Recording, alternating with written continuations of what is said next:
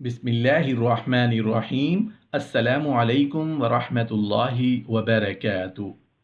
درود شریف کی فضیلت۔ درود شریف پڑھنے کا ہماری زندگی پر کیا اثر ہوتا ہے؟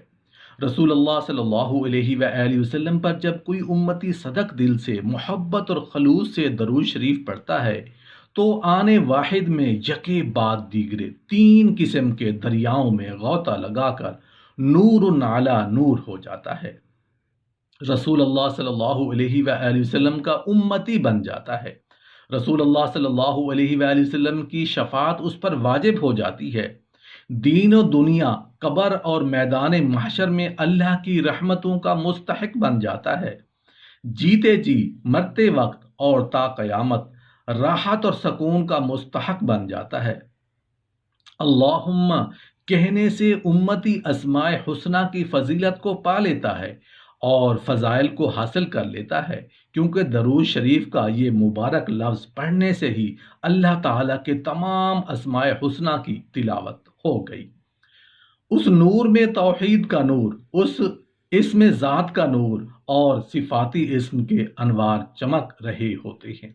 جب امتی صلی علی محمد کے الفاظ مبارک پڑھتا ہے تو پھر اسے بہت بڑی ایک اور عطا ہوتی ہے، وہ یہ ہے کہ نبی کریم صلی اللہ علیہ وآلہ وسلم کے نور رسالت اور فضیلت کے دریا میں غوطہ کھاتا ہے، اور جب نکلتا ہے تو اس کے دل و دماغ کی عجیب کیفیت ہو جاتی ہے، اور اس کے دل و دماغ میں ایک عجیب خوشبو پیدا ہو جاتی ہے، اور یہ خوشبو رحمت الہی ہے۔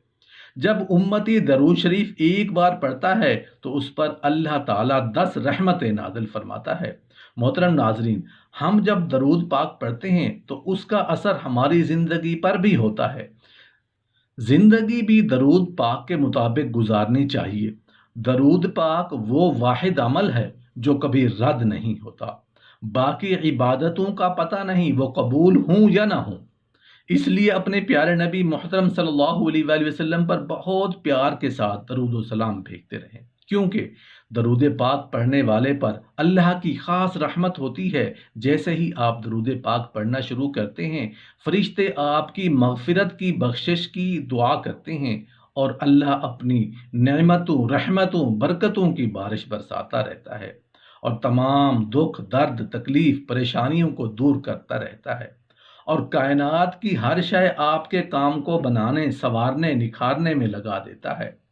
اپنے حبیب کے لیے چنی ہوئی اس امت پر اللہ جل شانہ کے بے پناہ اور تہ در تہ احسانات میں سے ایک احسان یہ بھی ہے کہ اسے عبادت بھی چنی ہوئی عنایت کی ہے۔ انہی عبادات میں سے ایک منفرد عبادت درود شریف بھی ہے۔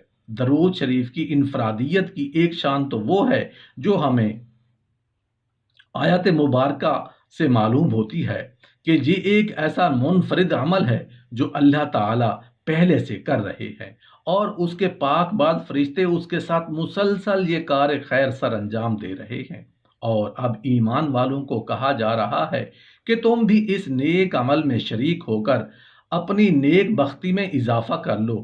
درود شریف کی ایک اور شان بیان کرنے سے پہلے یہ سمجھنا ضروری ہے کہ درود شریف اپنی اصل کے اعتبار سے دعا ہے۔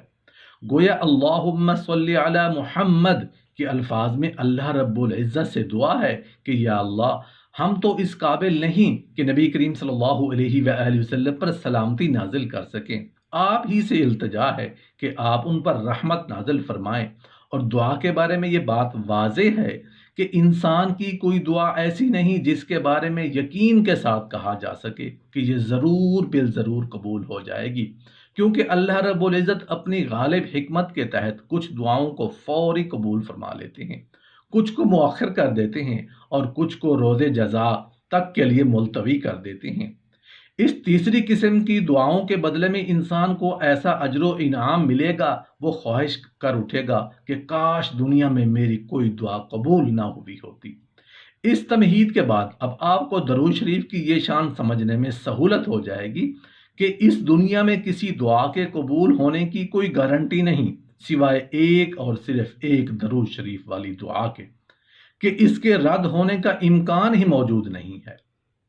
کیونکہ کریم رب نے خود قرآن میں اس کا حکم دیا، اور رب کریم کی مروت کے خلاف ہے کہ وہ ایک کام کا حکم دے اور اس کی بجا آوری پر اسے قبول نہ کرے۔ تو درود شریف جب اکلوتی گارنٹی والی اور مقبول دعا ہے، تو اس کی بنیاد پر علماء نے یہ نقطہ بیان کیا دیا کہ اگر ہم اپنی دعاؤں کے ساتھ درود شریف کو ملا لیں تو اس کی برکت سے ہماری باقی دعاؤں کی قبولیت کا بھی امکان بڑھ جاتا ہے۔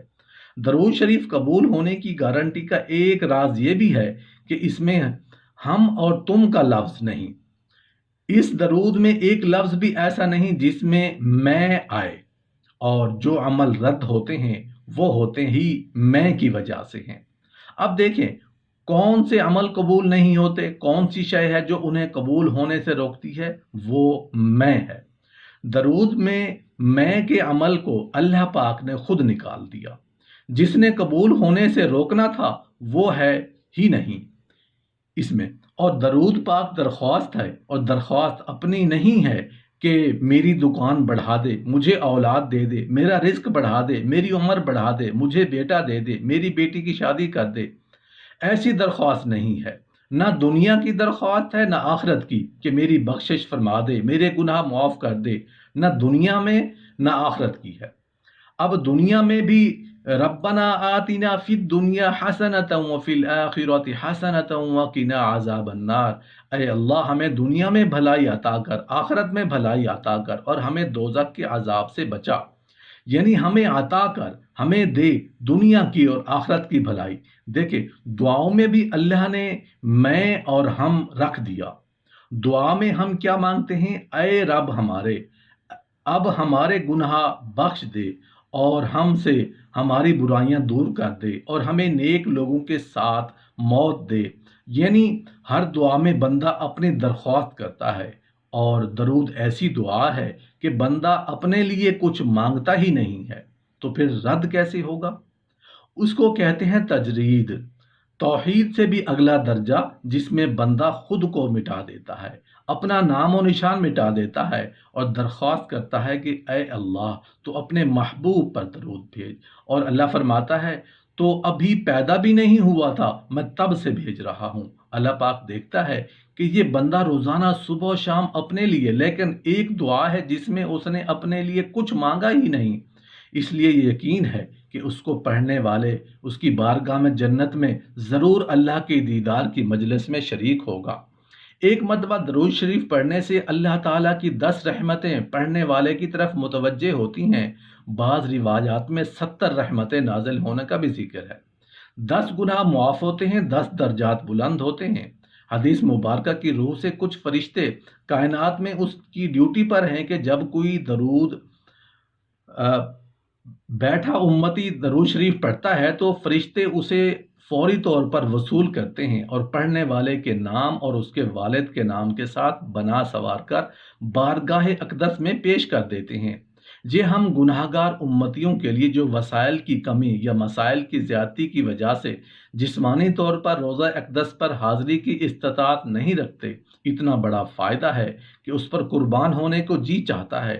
جو جتنا زیادہ درود شریف پڑھے گا قیامت کے دن آپ صلی اللہ علیہ وآلہ وسلم کے اتنا ہی قریب ہوگا۔